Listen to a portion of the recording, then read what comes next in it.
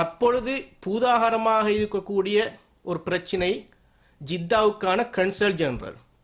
இந்த கன்சுல் ஜெனரலாக நியமிக்கப்பட்ட கௌரவ டிடிபி சேனாநாயக் அவர்கள் இதுவரை காலமும் நிலவி வந்த சிறுபான்மை இனர் முஸ்லிம் சமூகத்திலிருந்து, குறிப்பாக முஸ்லிம் சமூகத்திலிருந்து ஜித்தாவுக்கான கன்சுலர் ஜெனரலாக நியமிக்கப்படக்கூடிய அந்த பாரம்பரியம் உடைக்கப்பட்டிருக்கிறது. உங்களால் முடிந்தால் எனது மகனை எனக்கு திருப்பி தாருங்கள்.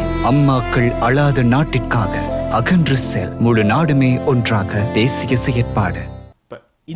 குறிப்பா இந்த விடயத்தை பொறுத்த வரைக்கும் ஒரு முஸ்லிம்களுடைய ஒரு சிறுபான்மை சமூகத்தினுடைய சென்டிமெண்ட், அதாவது மனநிலைகள் நேரடியாக தொடர்புபடக்கூடிய இடங்களில் இவ்வாறான முன்னெடுப்புகளை செய்வது எந்த அளவுக்கு ஒரு ஆரோக்கியமான நகர்வினை அரசாங்கத்திற்கு கொண்டு வரும் என்பதை அரசாங்கத்தினுடைய பிரதிநிதிகள் சிந்தித்து பார்க்க வேண்டும். இனிமேலாவது சிறுபான்மையினுடைய நலன் சம்பந்தப்பட்ட விடயங்களை கையாளும் பொழுது, அதிலும் குறிப்பாக இந்த பல்கலாசார சமூகத்தில் ஒரு கலாசாரத்தினுடைய ஒரு மக்கள் குறித்த ஒரு மக்கள் சமூகத்தினுடைய விடயங்களை கையாளும் பொழுது நிச்சயமாக அந்த சமூகத்தினுடைய உளவியல், அதனுடைய நடைமுறைகள் கண்காணிக்கப்பட்டுத்தான் இவ்வாறான விடயங்களை முன்கொண்டு செல்ல வேண்டும்